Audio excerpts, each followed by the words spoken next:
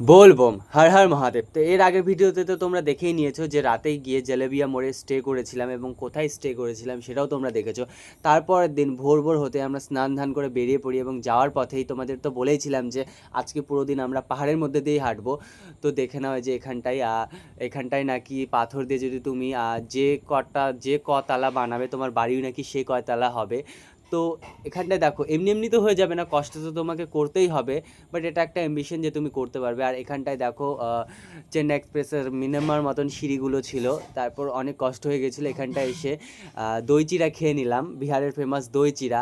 খাওয়ার পরে এই যে এখানটায় এসে আমরা দুপুরে খাওয়া দাওয়া করবো। জায়গাটা এত সুন্দর ছিল, কি পরিমাণে সুন্দর ছিল তোমরা জাস্ট দেখো, মানে মনটা শান্তি হয়ে গেছিলো এখানটায় গিয়ে, এত সুন্দর জায়গাটা। সেখানটায় গিয়ে আমরা রান্নাবাড়ি করে খাওয়া দাওয়া করে আবার বিকেলে স্নান ধান করে, দেখো আমাকে দেখে তোমরা বুঝতে পারছো যে স্নান করে বেরিয়েছি 4টে সাড়ে 4টার দিকে। এখন আমরা এই যে গড়িয়ানি নদী পার করব।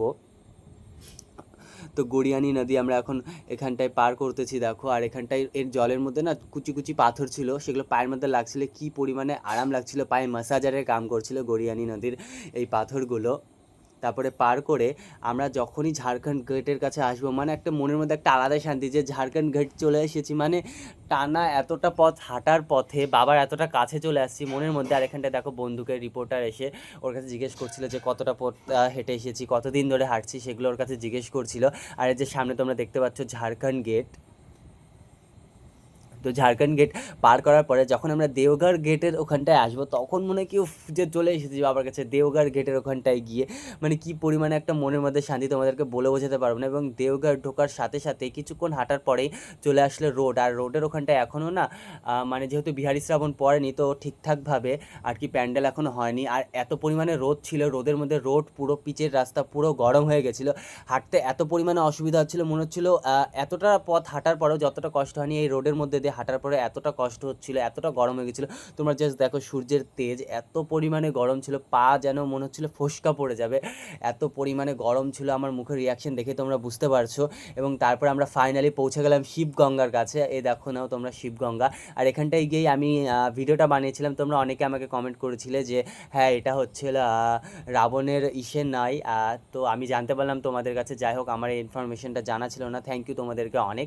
তারপরে এত পরিমাণে খিদে পেয়ে গেছিলো, সোজা আমরা গিয়ে দেওঘরে মন্দিরের পাশে আমরা পান্ডাদের ওখানটা রুম নিয়ে তারপর আমরা সোজা চলে যাই মন্দিরে খেতে, এবং তাড়াতাড়ি খেয়ে দিয়ে তারপরে চলে যায় বাবার দর্শন করার জন্য মন্দিরে। এবং মন্দিরে ঢোকার পরে আস্তে আস্তে এত পরিমাণে ক্রাউড বেড়ে যাচ্ছিলো যে কি বলবো তোমাদেরকে, অনেক পরিমাণে ভিড় বেড়ে যাচ্ছিলো।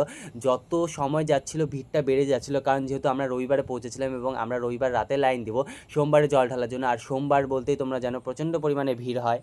আর এখানটায় এত পেরার সেন্ট আসছিল না, মানে একদম করছিল সেন্টে পেরার। তারপরে আমরা এখানটায় গিয়ে একটু ফ্রেশ হওয়ার জন্য শিবগঙ্গায় গিয়ে স্নান করে নেব। তো শিবগঙ্গা দর্শন করে নাও তোমরা সবাই। আর দেখো জাস্ট ভিড়টা দেখো তোমরা, মন্দিরের রাস্তার এত পরিমাণে ক্রাউড।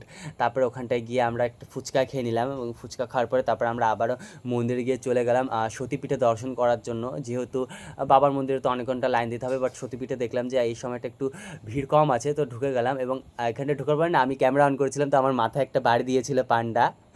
তো যাই হোক মন্দির থেকে বেরোনোর পরে আমরা পেয়েছিলাম ওই যে ওপরে তোমরা দেখতে পাচ্ছ লাল সুতোগুলো, সেখানটায়। আর এখানটায় দেখো গরম গরম পেড়া বানানো হচ্ছে, মানে তুমি জাস্ট খাবে না গরম গরম পেড়া, খাওয়ার একটা আলাদা টেস্ট, মুখে যাওয়ার সাথে সাথে মেল্ট হয়ে যায়। আর রাতে এখানটায় দেখো জাস্ট ভিউ দেখো মন্দিরে এত সুন্দর, এত পরিমাণে। আর সন্ধ্যা আরতি হচ্ছিল, মানে সন্ধ্যা আরতি তো তোমরা জানো একটা আলাদা ইসে ভগবানের, জাস্ট গেলে পরে মানে কি বলবো তোমাদেরকে, ওটা সামনে এক্সপিরিয়েন্স করা। চলো দেখা হচ্ছে নেক্সট পার্টে, সঙ্গে থেকো এবং লাইক কমেন্ট শেয়ার করে দিও। চলো টাটা।